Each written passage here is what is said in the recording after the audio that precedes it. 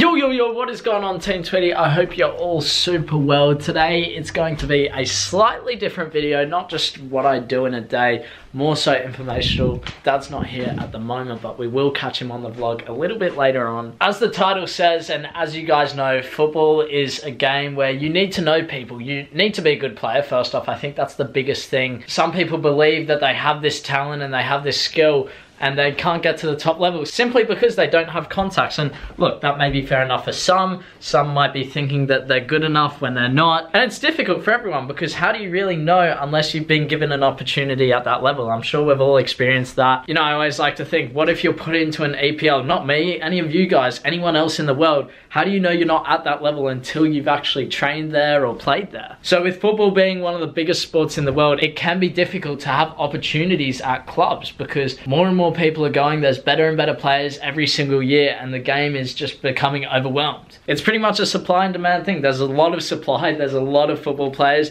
and the demand for football players is there, but the supply is a lot higher. So then that comes down to, you need to know the right people, you need to have agents, you need to know someone who knows someone who then can get you an opportunity at a club. So this is to help you guys and to help me as well. It's something that Dad came up with the other day.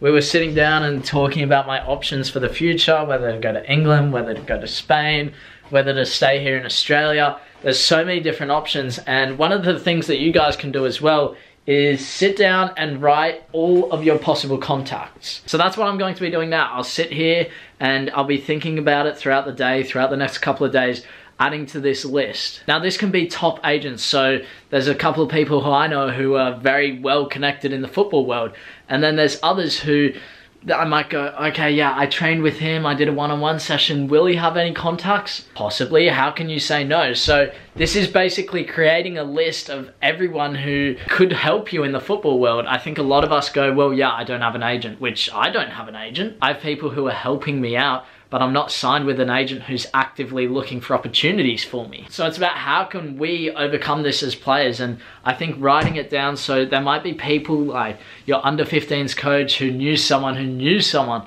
There's all these different things, and I want to get Dad's opinion on it because he was the one who came up with this idea. It's basically just a brain dump. Because in reality, I went to England and I only met Ed because I said, oh yeah, what about if I stay at Frank's place, who was Dad's mate, and then Frank put us on to Ed. So that connection would never have came if I accidentally didn't say something along those lines. It's about just getting everything on paper. So I prefer to do this on paper simply because I can see everything easier, whereas on the computer you have to scroll up and down. And it's basically just a dump of contacts. Like I said, I'm going to be going through top contacts. I'll just be thinking of anyone in no real order. And then when I sit down with Dad and really go through it, we'll analyze and see, okay, this guy has good connections here. This person is higher up at this level, it's going to be difficult, it's worth a shot. Because there's a few things that have happened in the football world with some of my contacts which may help me. If you guys know my whole story, you may understand what it really is. I'm not going to say anything at the moment, but if you did your research, you might be able to know. So I think this is brilliant. You guys should do it as well. Think of, like I said, your under-15s coach, your under-18s coach, a one-on-one personal trainer who you met, or a friend's dad. Now, not yet am I going to get into how I'm actually going to approach these people. I think that's another video in itself. And on top of this, I want to say, if you're 15, 14, 16, I think a lot of you guys are in the mindset of, I need to be playing adult football, I need to be playing with men, I need to be at that semi-pro level to then get a professional contract, because you see players like Marcus Rashford and Lingard, who are all very young, signing professional contracts and playing for Manchester United, playing for England. And look, it's not that easy. You have to be an amazing player if you want to play for Manchester United.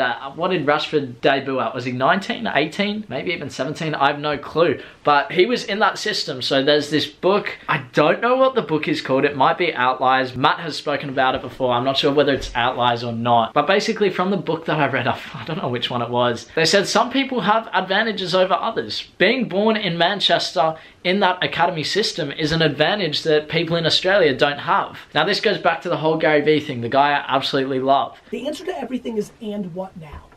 Right? Like, I know people grew up in alcoholic households. I know people had somebody steal all their money.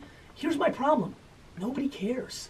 You can either sit here and dwell and think about how bad everything is, and I wasn't born in Manchester, so I couldn't be in the academy system, Or you can work with what you got and go, okay, I wasn't born there. I'm behind. I need to work harder. I need to create these opportunities myself. If you want to make it in this game, like I always say, it's not just about the work that you do on the field. You can be the best player in the world. You can be the gold brick. But if nobody sees that gold brick, who are you? So I'm going to smash that out, probably catch you guys with, I don't know what I'm doing later today. And then we'll chat with Dad later on about the list and what the approach is. Ready? Yeah.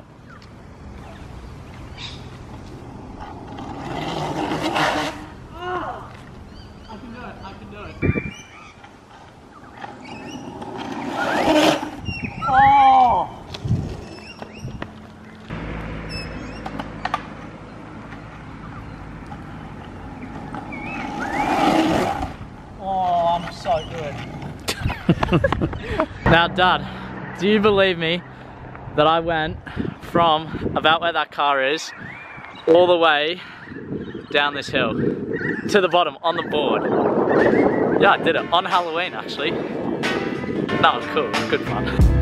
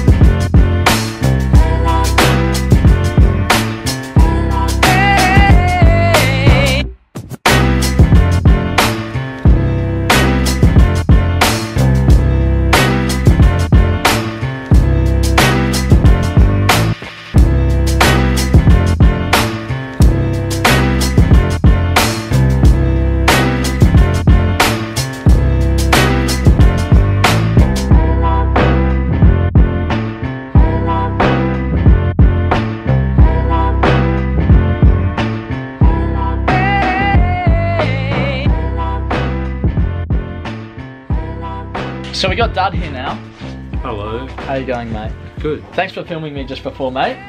No worries. So, you brought the idea to me of writing down all the contacts that I have, all the agents, and not just the obvious ones, because obviously I have a fair few which are obvious and I've met along this journey, and it's clear that there's a possibility they can help me in some way. Now, you said to me, Sheldon, why don't you sit down and write down every contact, agents, scouts, everything. What's the purpose behind it and how are we going to attack it?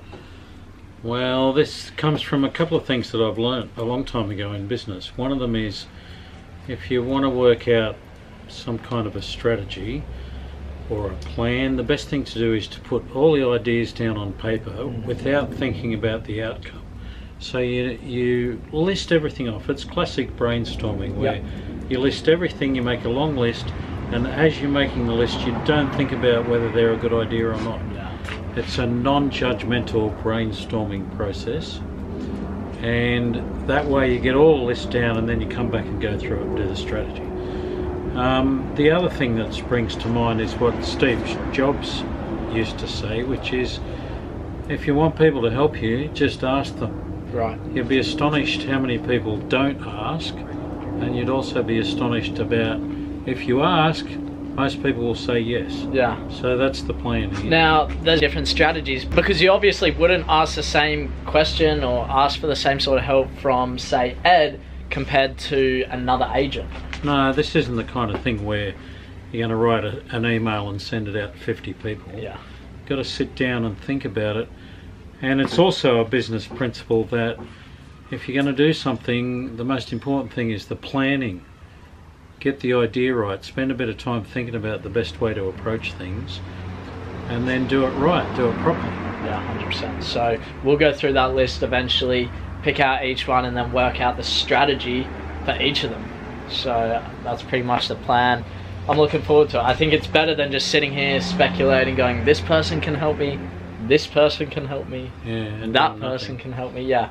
So rather, we're going to get it all down and then go from there. Cool. Good idea, mate.